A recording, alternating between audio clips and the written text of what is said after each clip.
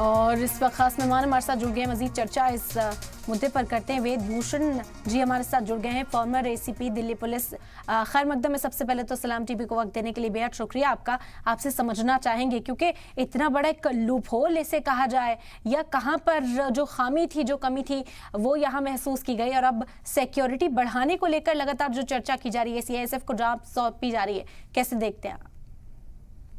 देखिए इरम खान, मैं 3 साल एसीपी पार्लियामेंट स्ट्रीट रहा हूँ।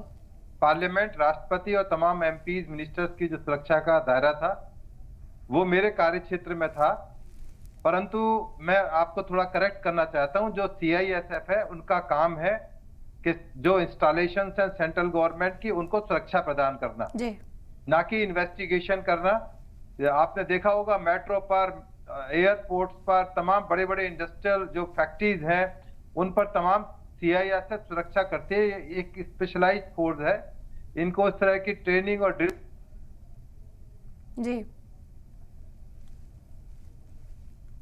क्रम के अंदर जो अब सुरक्षा दी गई है वो उसी क्रम के अंदर देखी जानी चाहिए। जहां तक इन्वेस्टिगेशन का संबंध है, सीआईएसएफ कभी भी इन्वेस्टिगेशन नहीं करती अक्रॉस इंडिया।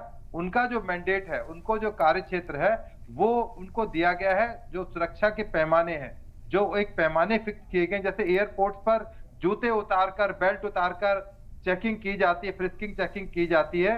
इसी तरह अब पार्लियामेंट के अंदर भी, चूंकि ये जो मामला है, जूते के अंदर जो पाउडर या जो भी सब्सटेंस लेके गए थे, जूते के अंदर छिपाकर लेके गए थे। चूंकि अभी तक जो कानून था या सिस्टम था वो ये था कि आप जूते और बेल्ट इस तरह की चीजें नहीं उतरवाएंगे, क्योंकि उससे जो विजिटर है उसकी एक इज्जत सम्मान को एक धक्का लगता है कि मैं अपने इतने बड़े डेमोक्रेसी के मंदिर में आया हूं और मेरे से जूते उतारने के लिए कहा गया है। तो परंतु अब सीआईएसएफ को वहां पर डिटेल किया जाएगा, क्योंकि उनकी जिम्मेदारी है कि इस तरह की तमाम चीजें, तमाम गजेट्स के साथ में उसकी हिफाजत करना जो पार्लियामेंट है।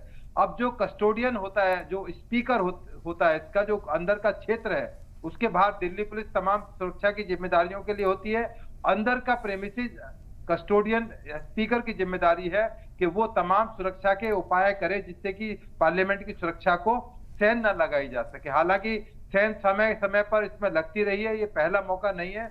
ये 9 बार संसद के अंदर डिफरेंट तरीके से चूक हुई है, गलतियां हुई हैं, और उन्हीं से सबक सीखकर हम आज यहाँ तक पहुंचे हैं। 13 साल पहले आपको याद होगा पार्लियामेंट अटैक हुआ था। उससे पहले भी कई बार रिवॉल्वर लेकर, खंजर लेकर, पर्चे फेंके गए, तमाम तरह की चीजें पहले भी घटित होती रही है, पर उनसे हमने लेसन लिया है, सीखा है। इसी क्रम के अंदर अब जो पार्लियामेंट की सुरक्षा है उसमें तमाम शीशे विजिटर गैलरी में लगाए जा रहे हैं जिससे कि कोई कूदकर पार्लियामेंट में ना जाए। परंतु इसको हमेशा बना रहता है कि कहीं चूक हो जाए, और चूक का फायदा इस तरह के लोग उठाते हैं जिनके लिए तमाम कानून, अदालतें और सिस्टम बना हुआ है। अभी आपने बताया कि 4 लोग गिरफ्तार किए गए हैं। अभी और चीजें इन्वेस्टिगेशन में आएंगी, क्योंकि इन्वेस्टिगेशन एक ऐसी प्रक्रिया है जो काफी लंबे टाइम तक होती है। काफी लोगों से पूछताछ करनी होती है, सीसीटीवी के डिटेल्स, कॉल डिटेल्स, उनकी फाइनेंशियल पोजीशन, कौन लोगों ने उनको ये तमाम चीजें प्रोवाइड करी।